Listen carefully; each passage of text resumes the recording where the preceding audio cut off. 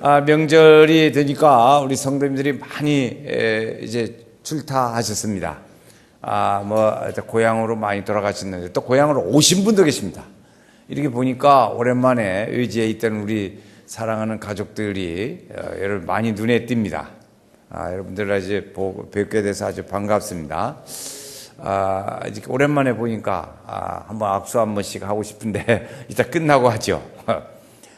우리 이렇게 가족들이 다 모여서 명절에 함께 모이는데 이 모였을 때를 생각하면서 오늘 가족이 어떻게 하면 행복한 가정이 될 수 있을까? 오늘 말씀 짧게 말씀을 드리려고 합니다.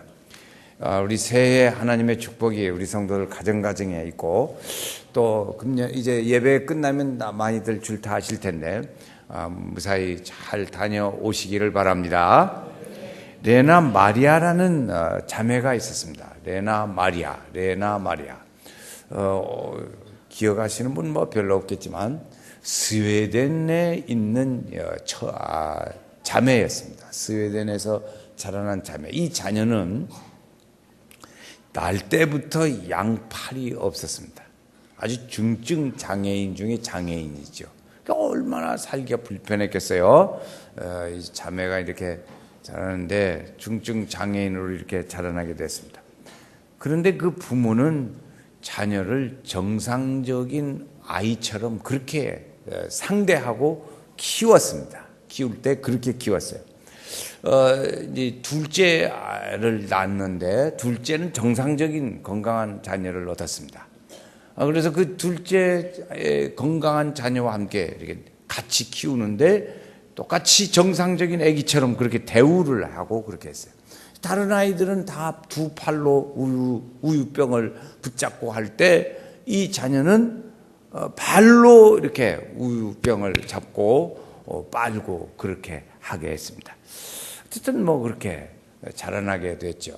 그래서 이제 어느 정도 좀 청년이 되어졌을 때는 이 사람은 뭘 가르쳤냐면 음악을 가르쳤습니다. 성악을 가르쳐줬어요. 성악을 가르쳐가지고 이제 전공을 하게 됐는데 이제 미국으로 건너가서 거기 가서 가스펠 공부를 해가지고 거기서 이제 성공을 했죠. 이제 과정을 다 마쳤어요. 그래서 25살째 그때쯤부터 약 한 16년 동안을 가스펠 가수로 그렇게 활동을 했습니다. 그렇게 하면서 수영선수가 스웨덴 국가대표 장애인 수영선수가 된 거예요. 장애인 수영선수가 돼서 아주 수영을 잘해가지고 국가대표로 우리나라에 1988년에 우리나라 장애인 올림픽 경기를 할 때 우리나라에도 왔었다는 거죠. 와서 사관왕이 됐습니다. 그때 우리 1988년도에 우리나라에서 장애인 경기를 했을 때, 올림픽을 했을 때 그때 와서 수영의 사관왕이 됐다는 거죠. 그리고 이렇게 이제 비장애인인데도 이 사람은 아주 그러니까 활발하게 활동을 많이 했습니다. 십자수를 놓기도 하고 요리를 하기도 하고 운전도 하고 피아노도 치고 발로 그림도 그리고 글씨도 쓰고 우리보다 더 많이 하는 것 같아. 저도 못하는 거 이 중에 보면 많이 있거든요. 이렇게 그렇잖아요. 십자수를 놓고 요리도 하고 요리를 못 했잖아요. 저 같은 사람도 요리도 하고 이제 글씨도 쓰고 이렇게 그림도 그리고 피아노도 치고 피아노 못 치는 사람 얼마나 많아요. 발로도 피아노 쳐가지고 이랬어요. 이것이 어떻게 이렇게 마리아라는 자매가 가능할 수 있었냐? 그 포인트는 부모님의 자녀 교육에 대한 방식이 달랐다는 거죠. 부모님이 자녀 교육하는 방식이 달랐어요. 어떻게 했냐? 그래서 막 태어났을 때, 이제 병원에 가서 태어났을 거 아니겠어요? 그런데 그때 주변 사람들이 많이 권면합니다. 이 아이를 장애인으로 이렇게 낳는데 국가가 지원하는 보호소에 맡기시죠. 이 아이를 적어도 20년 동안은 돌봐야 할 텐데 어떻게 그걸 다 뒷바라지 하겠습니까? 그러니까 그러지 마시고 서로 불편하고 고생이 많습니다. 그러니까는 국가가 보호하는 그런 보호소에 맡기는 게 좋겠습니다. 그런 권면을 많이 들었습니다. 그런데 그때 이 부모가 생각하기를 아이가 이렇게 태어난 것은 하나님의 뜻이 있을 거다. 그런데 이 아이가 이렇게 태어난 것은 하나님의 뜻이 있을 텐데 우리가 어떻게 하나님의 그 뜻을 어기고 그런 보호소에 보낼 수 있겠습니까?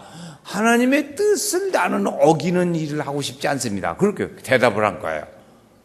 좀 대답이 대단하죠. 그래서 언젠가 누구도 이 아이를 통해서 하나님이 영광 받으실 것이라는 것을 알 수가 없습니다. 아무도 모릅니다. 그것은.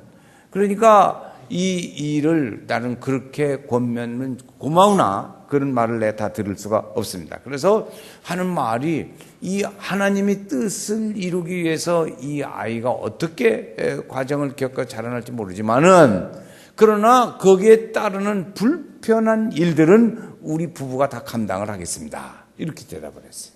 그걸 감당했다. 그래서 어머니는 그 모든 뒷바라지에 어렵고 힘든 일들을 다 담당을 했습니다. 아버지는 틈틈이 이 자녀를 이에게 가르치는 일들을 많이 했어요. 뭘 가르쳤냐면 농사도 짓고 말도 타고 수영도 하고 낚시도 하고 또 뭐 이렇게 동생과 같이 건강한 아기와 같이 그런 방식으로 그 자녀를 키웠습니다.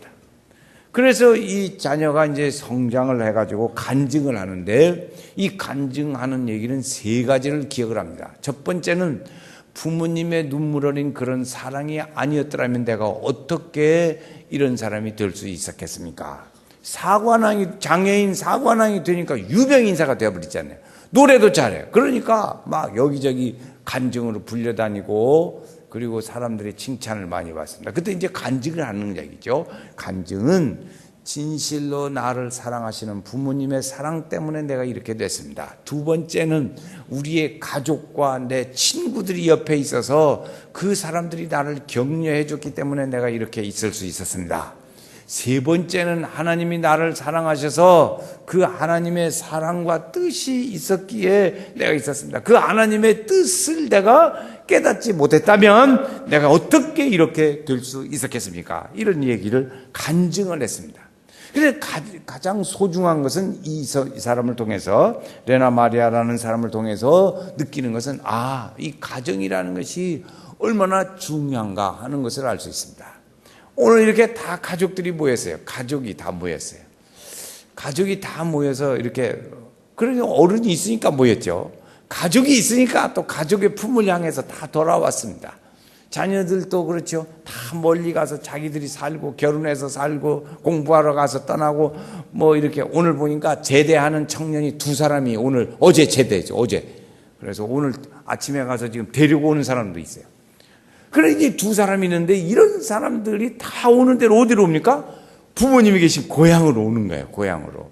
왜 올까? 이 가정이 중요하니까 오는 거예요. 가정이 이만큼 중요한 거지요. 그래서 여기에 가정에는 평안과 하나님의 기쁨이 있게 되기를 주의 이름으로 축원합니다. 그래요, 여러분 가정이 다 평안해요.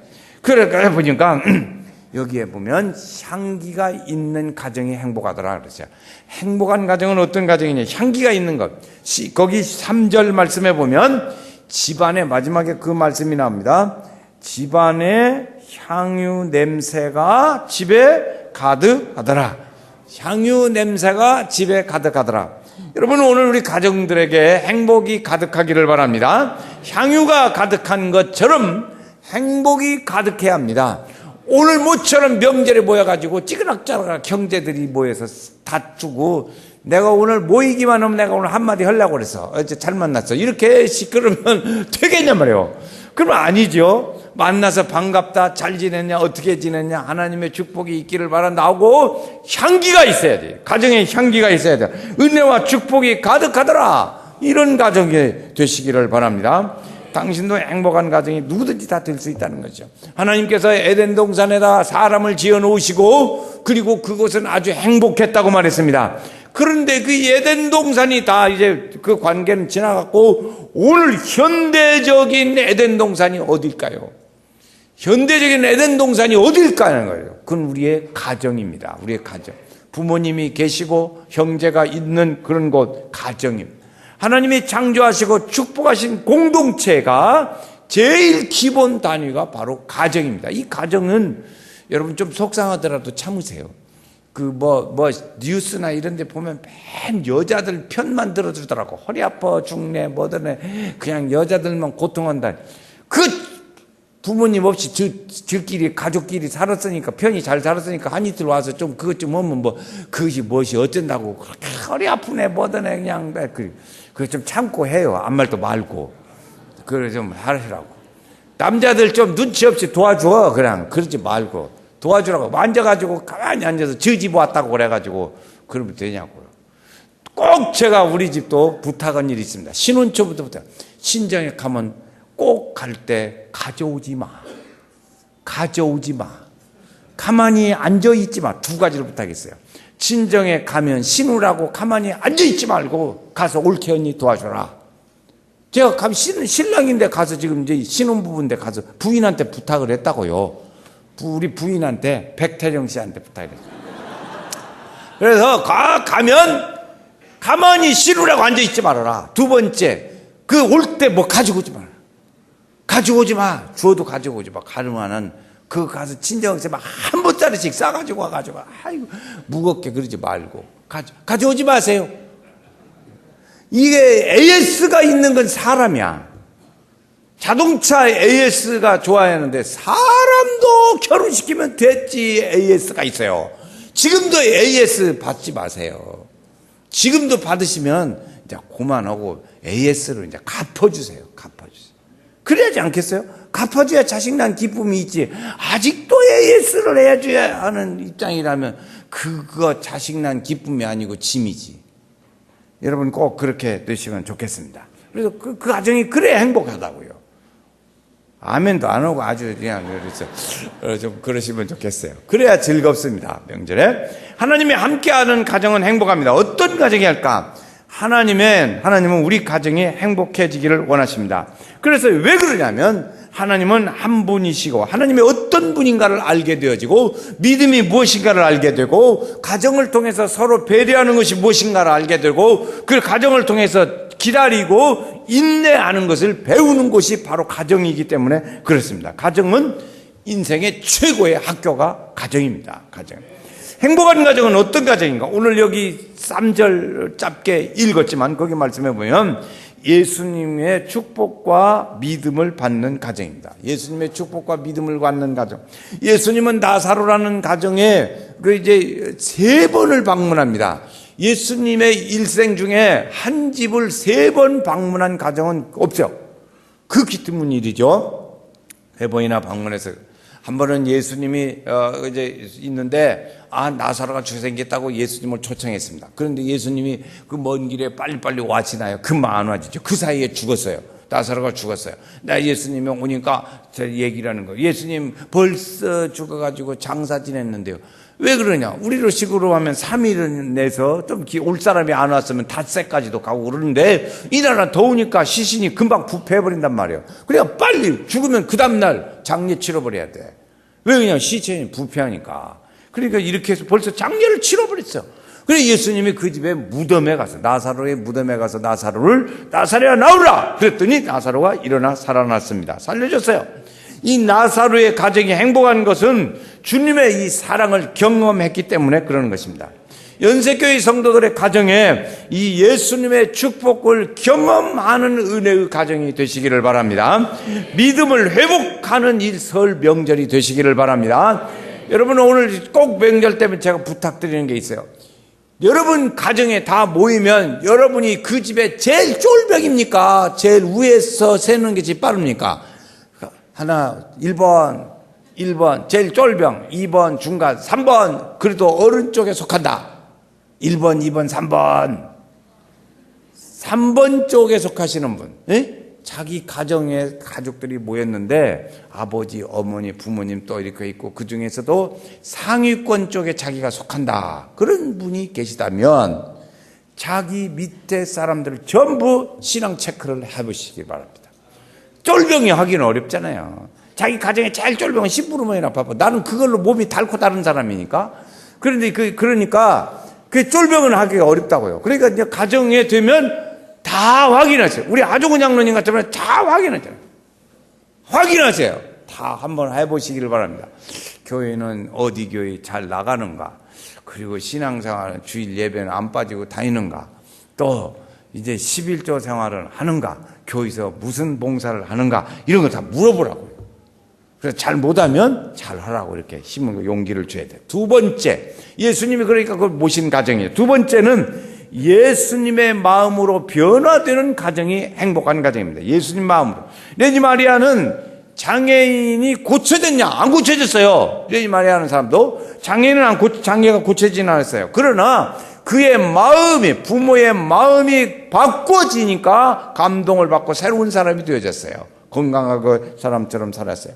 중요한 것은 생각, 즉 마음을 바꾸는 겁니다. 바꾸는 거예요. 우리에게 어려운 건 뭐냐면 이 바꿔지지 않는다는 게 문제가 있습니다. 우리의 어려움은 어디에 있냐? 이 생각과 예수님 생각처럼 이 마음과 생각이 바꿔지는데 안 바꿔져요. 나이가 들어갈수록 더 안 바꿔져. 나이가 들어갈수록 남는 건 고집밖에 없거든. 그러니까 그거 안 바꿔져요. 생활의 경험에 바뀌지 않는 게. 이런 인간관계의 환경입니다. 마음을 바꾸시는 분은 우리 마음을 바꿀 수 있는 분이 있어요. 딱 한 분, 예수밖에 없습니다. 예수님밖에 없어요. 나사로의 가정도 나사로의 부활을 통해서 그 마음의 치료를 받고 그리고 새로운 희망을 가지고 살게 됐어요.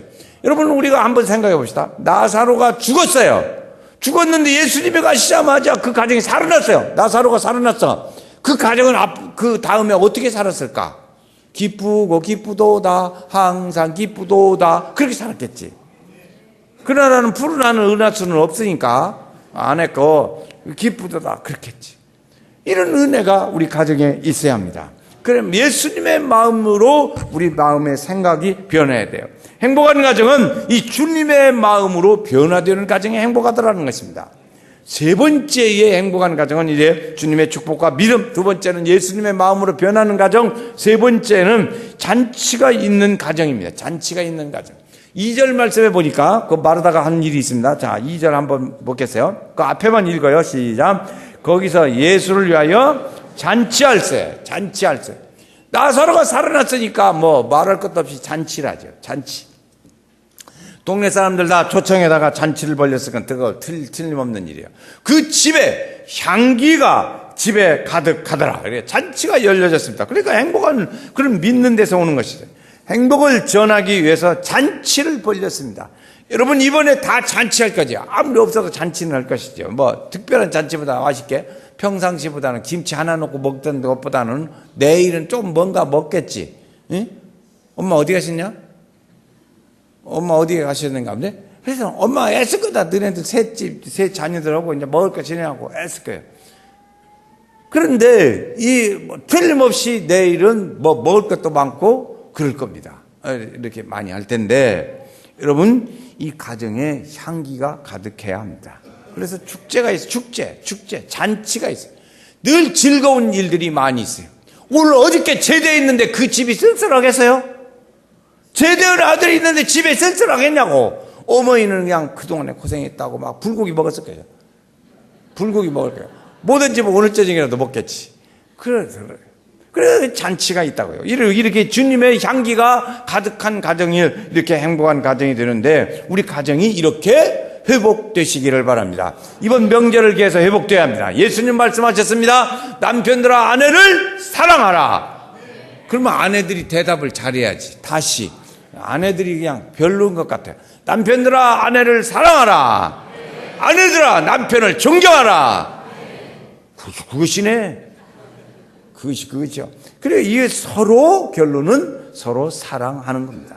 이건 노력만으로 되는 게 아니더라고요. 노력만으로 되는 게 아니에요. 사람은 되는데 한계가 있어요. 그러니까 누가 도와줘야 돼? 주님이 도와주셔야 돼요. 주님의 도움이 필요해요. 예수님을 통해 거듭날 때 가능할 수 있게 되어지는 것입니다. 성령님이 우리의 마음을 만져주셔야 오늘 우리가 이러한 행복한 가정을 유지해 갈 수 있습니다. 저는 이런 명절 때 꼭 우리가 하나 기억할 것이 하나 있습니다. 그건 뭐냐면 어른을 존경하자. 한번 따라서 해보겠어요. 어른을 존경하자. 여러분, 어른을 존경하니까 부모님 어른 계신 데로 찾아가기도 하고 어른이 계신데 첩덥적 앉아서 절도 하고 그래요. 왜 그래요? 존경하니까. 그 존경이 많이 있어지기를 바랍니다. 존경이 있어야 돼요. 어른을 무시하는 가정은 그 싹수가 틀릴 가정이에요. 어른을 존경하지도 않고 하는 자녀들, 그거 싹수가 틀림없어. 그것은. 그 애기가 잘 되겠어. 그건 절대 안 돼. 그건 어른을 존경할 줄 모르는 애기가 무엇을 알겠어요. 절을 하는데 돈이 들어요?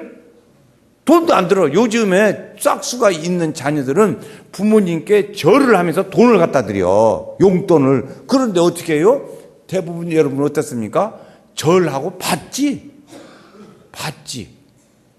받잖아요. 갖다 드려?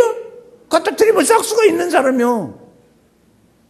안 받아. 갖다 주지도 않고 그냥 앉아가지고 저러고 앉아가지고 언제 용돈 줄란가 세뱃돈 줄란가 그것이나 기다리고 앉는 것은 아직 그러지 말고 갖다 드리면서 세배를 해야 돼. 그게 존경이야. 이게 어른을 존경하는 우리 연세교회는 어른을 존경하는 교회가 됐으면 좋겠어요.